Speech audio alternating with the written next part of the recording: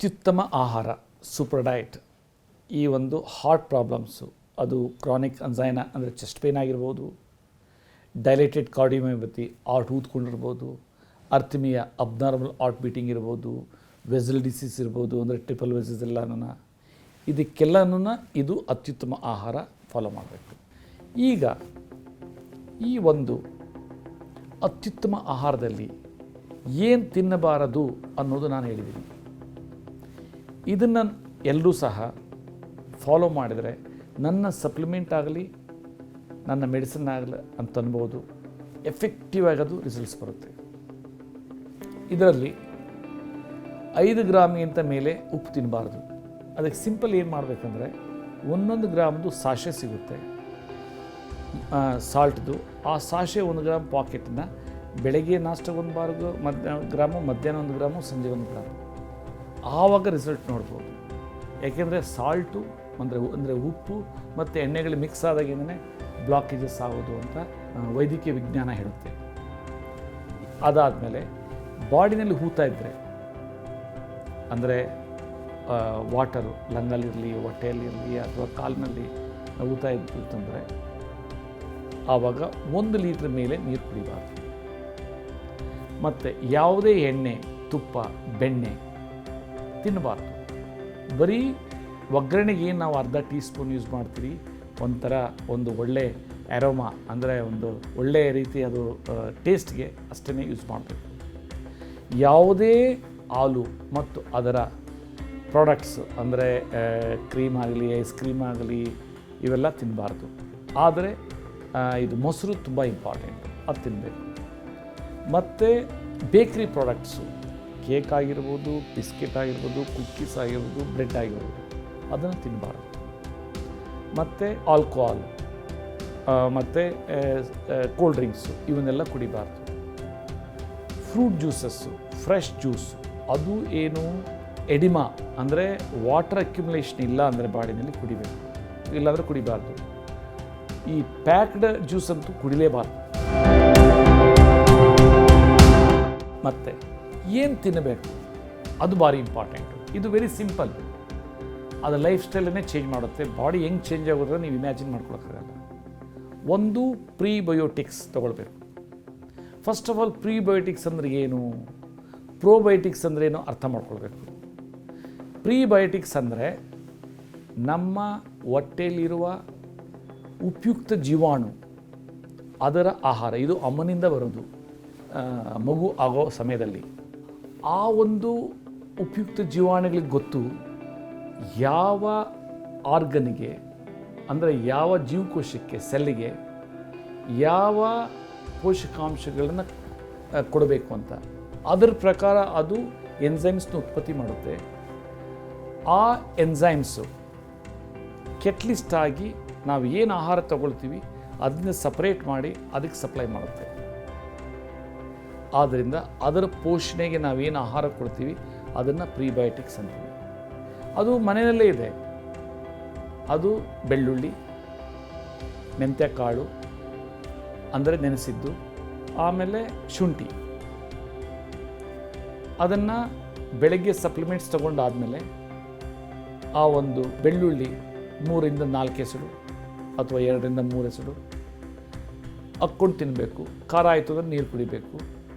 ನಂತರ ಶುಂಠಿ ಒಂದು ಅರ್ಧ ಸೆಂಟಿಮೀಟರು ಸ್ಲೈಸ್ ಮಾಡ್ಕೊಂಡು ತಿನ್ನಬೇಕು. ಆಮೇಲೆ ಮೆಂತ್ಯಕಾಳು ಅದನ್ನು ಇದು ನೆನೆಸ್ಬಿಟ್ಟು 1 ಟೀ ಸ್ಪೂನ್ ತಿನ್ನಬೇಕು. ಆಮೇಲೆ ಇದು ಬಾಳೆ ದಿಂಡಿನ ರಸ ಉಪಲಬ್ಧ ಇತ್ತು ಅಂದರೆ, ಸಿಕ್ತು ಅಂತಂದರೆ ಅದನ್ನು ಯಾವುದೇ ಒಂದು ಟೈಮ್ನಲ್ಲಿ 2 ಸರಿ ತೊಗೊಳ್ಬೋದು. ಒಂದು 100 ml ಅಥವಾ 60 ml. ಆಮೇಲೆ ಅಗಸೆ ಮಜ್ಜಿಗೆ ಅದು ಭಾರಿ ಇಂಪಾರ್ಟೆಂಟು. ಅದನ್ನು 2 ಬಾರಿ ತೊಗೊಳ್ಬೇಕು. ಒಂದು ಬೆಳಗ್ಗೆ ಬ್ರೇಕ್ಫಾಸ್ಟ್ ತೊಗೊಳ್ಳೋ ಹೊತ್ತಿನಲ್ಲಿ ಮೊದಲೇ ಆಹಾರ. ಅದಾದಮೇಲೆ ಹಸುವಿದ್ರೆ ಹಣ್ಣು ತಿನ್ನಬೇಕು ಸೆಕೆಂಡು. ಮತ್ತೆ ಹಸುವಿಲ್ಲ ಅಂತಂದರೆ ಬೇರೆ ತಿಂಡಿ ತಿನ್ನಬಾರದು. ಹಸುವಿದ್ರೇ ತಿನ್ನಬೇಕು, ಇಲ್ಲಾಂದರೆ ಹೊಟ್ಟೆ ಕೆಡುತ್ತೆ. ಆ ಈವ್ನಿಂಗು ಸ್ನ್ಯಾಕ್ಸ್ ಟೈಮ್ ಇನ್ನೊಂದ್ಸರಿ ತೊಗೊಳ್ಬೇಕು.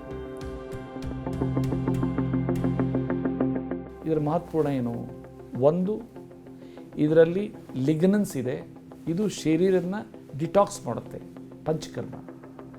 ಇನ್ನೊಂದು ಇದರಲ್ಲಿ ಒಮೆಗಾ 3 ಒಮೆಗಾ 6 ಇದೆ. ಇದು entire cellular metabolic activity, cellular respiratory ಸಿಸ್ಟಮ್ನ ರೆಗ್ಯುಲೇಟ್ ಮಾಡುತ್ತೆ. ಅಷ್ಟು ಇದರಲ್ಲಿ ತಾಕತ್ತಿದೆ. ಇದು ಡಾಕ್ಟರ್ ಜೋಹಾನಾ ಬಡ್ವಿಗ್ ಜರ್ಮನ್ ಲೇಡಿ ಕಂಡುಹಿಡಿದಿರೋದು. 45 ವರ್ಷ ಇದರ ಮೇಲೆ ರಿಸರ್ಚ್ ಮಾಡಿ ಕ್ಯಾನ್ಸರ್ ಪೇಷಂಟ್ಸ್ಗೆ. ಇದು ನನ್ನ ಮಗನು ಬ್ಲಡ್ ಕ್ಯಾನ್ಸರ್ ಇದ್ದಾಗ ನಾನು ಅವನ ಮೇಲೆ ಟ್ರೈ ಮಾಡಿ ಸಕ್ಸಸ್ ಆಗಿತ್ತು. ಇವತ್ತು ಪ್ರತಿಯೊಬ್ಬರಿಗೂ ಹೇಳ್ತೀನಿ, ಇದನ್ನು ತಗೊಳ್ಳಿ. ಹೆಲ್ತಿ ಪರ್ಸನ್ 1 ಬಾರಿ, ಅನ್ಹೆಲ್ತಿ ಪರ್ಸನ್ 2 ಬಾರಿ, ಕ್ಯಾನ್ಸರ್ ಪರ್ಸನ್ 3 ಬಾರಿ. ಅದರಿಂದ ಎಕ್ಸ್ಟ್ರಾರ್ಡಿನರಿ ರಿಸಲ್ಟ್ಸ್ ಬರುತ್ತೆ. ಇದನ್ನು ಹೆಂಗೆ ಮಾಡಬೇಕು ಅದು ಭಾರಿ ಇಂಪಾರ್ಟೆಂಟು. ಒಂದು, ಬೀಜವನ್ನು ಹುರಿಬಾರ್ದು. ಎರಡನೇದು, ಬೀಜವನ್ನು ಪೌಡ್ರ್ ಮಾಡಿ ಇಡಬಾರ್ದು. ಮೂರನೇದು, ಪೌಡ್ರ್ ಮಾಡಿದ್ದಾದ ಮೇಲೆ 15 ನಿಮಿಷದೊಳಗೆ ಅದನ್ನು ಕುಡಿದು ಬಿಡಬೇಕು. ಯಾವ ರೀತಿ? ಆ ಪೌಡ್ರ್ನಲ್ಲೇ 1 ಟೇಬಲ್ ಸ್ಪೂನ್ ಎಣ್ಣೆ ಹಾಕಬೇಕು, ಅಗಸೆ ಎಣ್ಣೆ. ಅದರಲ್ಲೇ 1 ಬಟ್ಲು ಮೊಸರು ಹಾಕಬೇಕು, 100ರಿಂದ 150 ಗ್ರಾಮು. ಚರ್ನ್ ಮಾಡಬೇಕು, ಎಣ್ಣೆ ಅಂಶ ಕಾಣಬಾರ್ದು. ಅದಾದಮೇಲೆ ನೀರು ಹಾಕಬೇಕು, ಮತ್ತೆ ಚರ್ನ್ ಮಾಡಬೇಕು, ಮತ್ತೆ ಅದನ್ನು ನೀರು ಹಾಕಿ ಮಜ್ಜಿಗೆ ರೂಪದಲ್ಲಿ ಮಾಡ್ಕೊಂಡು ಕುಡಿಬೇಕು. ಇದರ ವ್ಯಾಲ್ಯೂ 10ರಿಂದ 15 ಸಾವಿರ ರೂಪಾಯಿ ಅಂತ ಹೇಳ್ಬೋದು. ಹೇಗೆ ಇದನ್ನು ಮಾಡೋದು? 1-2 ರೂಪಾಯಿ ಖರ್ಚಾಗಲ್ಲ. 100 kg ಕಡಲೆ ಬೀಜನಲ್ಲಿ ಎಷ್ಟಿರ್ತದೋ ಲಿಗನನ್ನು ಮತ್ತು ಒಮೆಗಾ 3 ಒಮೆಗಾ 6 ಅಷ್ಟಿರುತ್ತೆ ಇದರಲ್ಲಿ. ಅದನ್ನು ನೆನಪಿಟ್ಕೊಳ್ಬೇಕು. ಸೆಕೆಂಡ್ ಒನ್ ಈಸ್ ಹಸಿ ತರಕಾರಿ ಜ್ಯೂಸು. ಇದನ್ನು 2 ಬಾರಿ ಕುಡಿಬೇಕು. ಯಾವಾಗ? ಮಧ್ಯಾಹ್ನ ಊಟದಕ್ಕೆ ಮುಂಚೆ 1 ಸರಿ, ಈವ್ನಿಂಗು ಡಿನ್ನರ್ ಮುಂಚೆ 1 ಸರಿ. ಇಂಪಾರ್ಟೆಂಟ್ ಏನು? ಈ ವೆಜಿಟೇಬಲ್ಸನ್ನು ಫಸ್ಟ್ ಲೀಚಿಂಗ್ ಮಾಡಬೇಕು. ಲೀಚಿಂಗ್ ಹೆಂಗೆ ಮಾಡಬೇಕು? ನೀರಲ್ಲಿ ಆ ವೆಜಿಟೇಬಲ್ಸ್ನ ಮುಳುಗಿಸ್ಬೇಕು ರಾತ್ರಿ.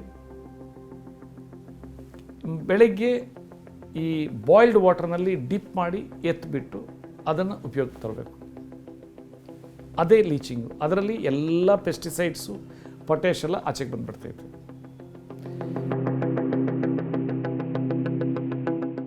ಇದನ್ನು ನಾವು ಇಂಪಾರ್ಟೆಂಟು ಜ್ಯೂಸರಲ್ಲಾಗಲಿ ಅಥವಾ ಮಿಕ್ಸ್ನಲ್ಲಿ ಮಾಡ್ಬೋದು.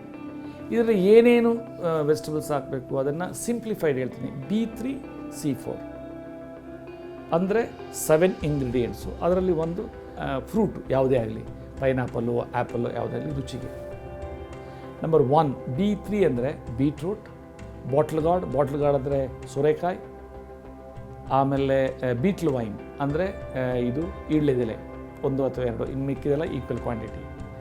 ಆಮೇಲೆ C4 ಕ್ಯಾರೆಟ್, ಕ್ಯಾಬೇಜ್, ಆಮೇಲೆ ಕೋರಿಯಂಡ್ರಮ್ ಕೊತ್ತಂಬರಿ ಸೊಪ್ಪು, ಆಮೇಲೆ ಕುಕ್ಕುಂಬರ್ ಸೌತೆಕಾಯಿ, ಆಮೇಲೆ ಒಂದು ಫ್ರೂಟು. ಇದನ್ನು ಜ್ಯೂಸ್ ತೆಗಿಬೇಕು. 2 ಸರಿ ತೊಗೊಳ್ಬೇಕು. ರಾತ್ರಿ ಬಿಫೋರ್ ಡಿನ್ನರ್, ಬೆಳಗ್ಗೆ, ಮಧ್ಯಾಹ್ನ ಬಿಫೋರ್ ಇಟ್. ನೆಕ್ಸ್ಟ್ ಫುಡ್, ಅದು ಭಾರಿ ಇಂಪಾರ್ಟೆಂಟು. ಬ್ರೇಕ್ಫಾಸ್ಟ್ ಆಗಿರ್ಬೋದು, ಮಧ್ಯಾಹ್ನ ಲಂಚ್ ಆಗಿರ್ಬೋದು, ಈವ್ನಿಂಗು ಡಿನ್ನರ್ ಆಗಿರ್ಬೋದು. ಅದರಲ್ಲಿ 30ರಿಂದ 40% ಮೇಲೆ ಇದು ತಿನ್ನಬಾರ್ದು. ಏನು? ಅನ್ನ ಆಗಲಿ, ರೊಟ್ಟೆ ಆಗಲಿ, ಮುದ್ದೆ ಆಗಲಿ, ಸಿರಿಧಾನ್ಯ ಆಗಲಿ, ಒಟ್ಟಾರೆ. ಯಾಕೆಂದರೆ ಅದೇ ಶುಗರ್ಸು. ಅದು ಕರಗಲ್ಲ, ಅದು ಕೂಲಿ ಮಾಡ್ದೇ ಕರಗೋದು. ಅದನ್ನು ಹೇಗೆ ಅಂದರೆ ಒಂದಿಷ್ಟು ಅನ್ನ ಹಾಕ್ಕೊಂಡ, ಇಷ್ಟು ಸಾರು ಹಾಕ್ಕೊಂಡ, ಇಷ್ಟು ಸೊಪ್ಪಿನ ಪಲ್ಯ ತಿಂದ, ಸಲಾಡ್ ಇಟ್ಕೊಂಡ, ಆಟೋಮೆಟಿಕ್ಲಿ ಹೊಟ್ಟೆ ತುಂಬ್ತೈತೆ. ಮುದ್ದೆ ಇಷ್ಟಿಟ್ಕೊಂಡ, ಸೊಪ್ಪಿನ ಪಲ್ಯ ಜಾಸ್ತಿ ಇಟ್ಕೊಂಡ. ಸೊ ಅದನ್ನು ಆ ರೀತಿ ಮೈಂಡ್ ಸೆಟ್ ಮಾಡ್ಕೊಂಡು ಮಾಡಬೇಕು. ಪ್ರಿಪ್ರೇಷನ್ ಏನು ಬೇಕಾದ್ರೂ ಹಾಕ್ಬೋದು. ಮಸಾಲೆ ಹಾಕ್ಬೋದು, ಅದರಲ್ಲಿ ಟೊಮ್ಯಾಟೊ, ಪ್ರತಿಯೊಂದು ಇಂಗ್ರೀಡಿಯೆಂಟ್ಸು ಹಾಕ್ಬೋದು. ಆದರೆ ಚೆನ್ನಾಗಿ ಪ್ರಿಪ್ರೇಷನ್ ಮಾಡಬೇಕು. ಉಪ್ಪು ಮಾತ್ರ ಆಗದ ಮುಂಚೆ ಪೇಷಂಟ್ ತೆಗೆದುಬಿಡಬೇಕು. ಕೆಲವರಿಗೆಲ್ಲ ಮಸಾಲೆ ಜಾಸ್ತಿ ಇತ್ತು ಅಂತಂದರೆ ಅನಾರೋಗ್ಯ ಆಗುತ್ತೆ ಅಂತ, ಅವೆಲ್ಲ ಸುಳ್ಳು. ಎಲ್ಲ ಮಸಾಲೆ ಸ್ಪೈಸಸ್ಸು ಮೆಡಿಸಿನ್ ವ್ಯಾಲ್ಯೂ ಇದೆ. ಏನು ಕೆಟ್ಟದಂದರೆ ಎಣ್ಣೆ, ಬೆಣ್ಣೆ, ತುಪ್ಪ ಮತ್ತು ಉಪ್ಪು, ಇವನ್ನ ಇದು ಮಾಡಬಾರ್ದು. ಇದಕ್ಕೆ ಪೇಷಂಟ್ಸ್ಗೆ ನಾರ್ಮಲ್ ಆದಮೇಲೆ ಎಂಜಾಯ್ ಮಾಡ್ಕೊಳ್ಳಿ, ಕಂಫರ್ಟಬಲಿ, ಓವರ್ ಮಾಡೋಕ್ಕೆ ಹೋಗಬಾರ್ದು. ಸೊ ಆದ್ದರಿಂದ ಬರೀ ಒಗ್ಗರಣೆ ಕೊಡಬೇಕು ವಿನಃ, ಅರ್ಧ ಟೀ ಸ್ಪೂನ್ ಗೀ ಆಗಲಿ, ಒಳ್ಳೆ ಕೋಲ್ಡ್ ಪ್ರೆಸ್ಡ್ ಆಯಿಲ್ ಇದ್ದರೆ ಕೊಡಬೇಕು ವಿನಃ, ಅದನ್ನು ಜಾಸ್ತಿ ಹಾಕಿ ಫ್ರೈ ಮಾಡಿ ಪೇಷಂಟ್ಸ್ಗೆ ಹಾಳು ಮಾಡಬಾರ್ದು. ಯಾಕಂದರೆ ನನ್ನ ಒಂದು ಟ್ರೀಟ್ಮೆಂಟ್ ಪ್ರೋಟೋಕಾಲಲ್ಲಿ ನಾನು ಹೇಳ್ದಂಗೆ ಮಾಡಿದ್ರೇ ಎಲ್ಲ ಸಕ್ಸಸ್ ಆಗೋದು. ಯಾಕೆಂದ್ರೆ ನನ್ನ ಹತ್ರ ಬರೋರು ಎಲ್ಲ ಹಾಸ್ಪಿಟಲ್ಸ್ ನೋಡಿ ಇನ್ನೇನು ಆಗಲ್ಲ ಅನ್ನೋ ಟೈಮ್ನಲ್ಲಿ ನನ್ನ ಹತ್ರ ಬರೋದು 99%, ಇಲ್ಲಾಂದರೆ ವರ್ಡ್ ಆಫ್ ಮೌತಿಂದ ಬರೋದು. ಆದ್ದರಿಂದ ಮತ್ತು ಫಿಶ್ ಭಾರಿ ಇಂಪಾರ್ಟೆಂಟು ಸೆಲ್ ರಿಜಿನರೇಷನ್ಗೆ. ಆದರೆ ಫಿಶ್ ಹೆಂಗೆ ಮಾಡಬೇಕು ಅನ್ನೋದು ಮೋಸ್ಟ್ ಇಂಪಾರ್ಟೆಂಟು. ಅದನ್ನು ಫಸ್ಟು ಎಣ್ಣೆಯಲ್ಲಿ ಫ್ರೈ ಮಾಡಬಾರ್ದು, ಅದನ್ನು ಬೇಕ್ ಮಾಡಬೇಕು. ಅದಕ್ಕೆ ಹಸಿಮೆಣಸಿಕಾಯಿ, ಆಮೇಲೆ ಕೊತ್ತಂಬರಿ ಸೊಪ್ಪು, ಆಮೇಲೆ ಬೆಳ್ಳುಳ್ಳಿ, ಶುಂಠಿ ಪೇಸ್ಟ್ ಮಾಡಿ ಇದು ಮಾಡಬೇಕು. ಆಮೇಲೆ ಅದನ್ನು ತವಾ ಬಿಸಿ ಮಾಡಿ 1 ಟೇಬಲ್ ಸ್ಪೂನ್ ನೀರು ಹಾಕಿದ್ರೆ ಅದೇ ಎಣ್ಣೆ ಟೈಪ್ ಓಡಾಡ್ತದೆ, ಅದರಲ್ಲೇ ಅದುಮಿ ಫ್ರೈ ಮಾಡ್ಬೋದು. ಅಥವಾ ಸಾರು ಮಾಡ್ಬೋದು. ಸಾರಲ್ಲಂತೂ ನಮ್ಗೆ ಗೊತ್ತು ಎಣ್ಣೆ ಯೂಸ್ ಆಗಲ್ಲ, ಬರೀ ಅರ್ಧ ಟೀ ಸ್ಪೂನ್ ಒಗ್ಗರಣೆ ಹಾಕ್ಬಿಟ್ಟು ಅದನ್ನು ಇದು ಮಾಡಬೇಕು. ಇದು ಭಾರಿ ಇಂಪಾರ್ಟೆಂಟು. ಇದು ಕಿಡ್ನಿಯಿಂದ ಹಿಡಿದು ಎಲ್ಲ ಆರ್ಗನ್ಸು ರೀಜನರೇಷನ್ ಮಾಡ್ತದೆ ಸೆಲ್ಲನ್ನು. ಆಮೇಲೆ ಈಸಿಲಿ ಡೈಜೆಸ್ಟಬಲ್ ಪ್ರೋಟೀನ್ ಇದರಲ್ಲಿದೆ ಆದ್ದರಿಂದ. ಮತ್ತು ನೆಕ್ಸ್ಟ್ ಇದು ಚಿಕನ್ ಆಯಿಲ್ ಇದ್ದಂಗೆ ಮಾಡೋದು ಕಲಿಬೇಕು. ಮಸಾಲ ಏನು ಬೇಕಾದ್ರೂ ಹಾಕ್ಬೋದು, ಉಪ್ಪು ಮಾತ್ರ ನಾನು ಹೇಳ್ದಂಗೆ ಇದು ಮಾಡಬೇಕು. ಮತ್ತು ಕೆಮ್ಮು ಮತ್ತು ಡ್ರೈ ಕಾಫು ಮತ್ತು ಜ್ವರ ಎಲ್ಲ ಬಂತು ಅಂದರೆ ಮಸಾಲ ಕಷಾಯ ಕುಡಿಯೋದು ಕಲಿಬೇಕು.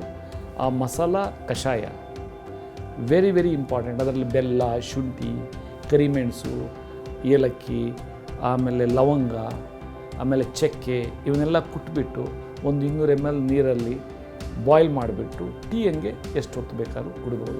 500 ml ಎವ್ರಿ ಡೇ. ಫಾಸ್ಟಾಗಿ ಇದು ರಿಲೀಫ್ ಆಗುತ್ತೆ. ಇದಕ್ಕೇನು ಟ್ಯಾಬ್ಲೆಟ್ಸ್ ಅವೆಲ್ಲ ತೊಗೊಳ್ಳೋದೇನು ಬೇಕಾಗಿಲ್ಲ. ಮತ್ತು ಮೋಸ್ಟ್ ಇಂಪಾರ್ಟೆಂಟ್ ಏನು ಅಂತಂದರೆ ಅವಾಯ್ಡ್ ಮಾಡುವಂಥ ಟ್ಯಾಬ್ಲೆಟ್ಸು ಗ್ಯಾಸ್ಟ್ರಿಕ್ ಟ್ಯಾಬ್ಲೆಟ್ಸು. ಅದು ಬೆನಿಫಿಷಿಯಲ್ ಮೈಕ್ರೋಬ್ಸ್ ಹೊಟ್ಟೆನಲ್ಲಿ ಇದನ್ನು ಹಾಳು ಮಾಡುತ್ತೆ. ಎರಡನೇದೇನು ಅಂತಂದರೆ ಬ್ಲಡ್ ಥಿನ್ನರು ಮತ್ತು ಇದು ಕೊಲೆಸ್ಟ್ರಾಲ್ ಟ್ಯಾಬ್ಲೆಟ್ಸು, ಆಮೇಲೆ ವೈಟಮಿನ್ ಡಿ, ವೈಟಮಿನ್ B12 ಇವೆಲ್ಲನೂ ಅವಾಯ್ಡ್ ಮಾಡ್ಬೋದು. ಎಲ್ಲನೂ ಫುಡ್ಡಲ್ಲೇ ಇದೆ. ಮತ್ತು ಇನ್ನೊಂದು ಸೂಪರ್ ಸೀರಿಯಲ್ ಫುಡ್ ಅಂತ ನಾನು ಡೆವಲಪ್ ಮಾಡಿದ್ದೀನಿ. ಆ ರೆಸಿಪಿ ಅದನ್ನು ನಾವು ಕನ್ನಡದಲ್ಲಿ ಸಿಂಪಲ್ಲಾಗಿ ಬಿಸಿಬೇಳೆ ಬಾತ್ ಅಂತ ಹೇಳ್ಕೊಳ್ಬೋದು. ಏನು 20-25% ಗೋಧಿ ನುಚ್ಚು ಅಥವಾ ಅಕ್ಕಿ, ರಿಮೈನಿಂಗ್ 5% ಬೇಳೆ. ಯಾವ ಬೇಳೆನ ಆಗ್ಬೋದು. ಅದರಲ್ಲಿ ತೊಗರಿ ಬಿಟ್ಟು, ಆಮೇಲೆ ಹುರುಳಿ ಬಿಟ್ಟು, ಆಮೇಲೆ ಅದರಲ್ಲೇನೇ ಯಾವುದು ಪೇಷಂಟಿಗೆ ಖುಷಿ ಆಗ್ತದೋ ಆ ತರಕಾರಿ, ಟೊಮ್ಯಾಟೊ, ಆಮೇಲೆ ಅದರಲ್ಲಿ ಆಲೂಗೆಡ್ಡೆ, ಆಮೇಲೆ ಕ್ಯಾರೆಟು, ಬೀನ್ಸು, ಆಮೇಲೆ ಹಸಿಮೆಣಸಿನಕಾಯಿ, ಬೆಳ್ಳುಳ್ಳಿ, ಶುಂಠಿ, ಕೊತ್ತಂಬರಿ ಸೊಪ್ಪು, ಹೈಲಿ ಮೆಡಿಸಿನ್ ವ್ಯಾಲ್ಯೂ ಅವೆಲ್ಲ ಹಾಕಿ ಟೊಮ್ಯಾಟೊ ಹಾಕಿಬಿಟ್ಟು ಅದರಲ್ಲೇ ಒಂದು ಅರ್ಧ ಟೀ ಸ್ಪೂನ್ ತುಪ್ಪ ಮತ್ತು ಕರಿ ಲೀವ್ಸ್ ಹಾಕಿಬಿಟ್ಟು ಬಾಯ್ಲ್ ಮಾಡಿಬಿಟ್ರೆ ಸಾಕು. ಹೆಂಗಿರುತ್ತೆ ಅಂದರೆ ಕುಕ್ಕರಲ್ಲಿ ಒಳ್ಳೆ ಇದಕ್ಕೆ ಬೇಳೆ ಸಾರು ಅನ್ನ ತಿಂದಾಗಿರ್ತದೆ, ಅಷ್ಟು ಸೊಗಸಾಗಿರುತ್ತೆ. ಅದು ಎಂಟೈರ್ ಬಾಡಿನ ನರಿಷ್ ಮಾಡುತ್ತೆ. ಅದನ್ನು ಕಲಿಬೇಕು.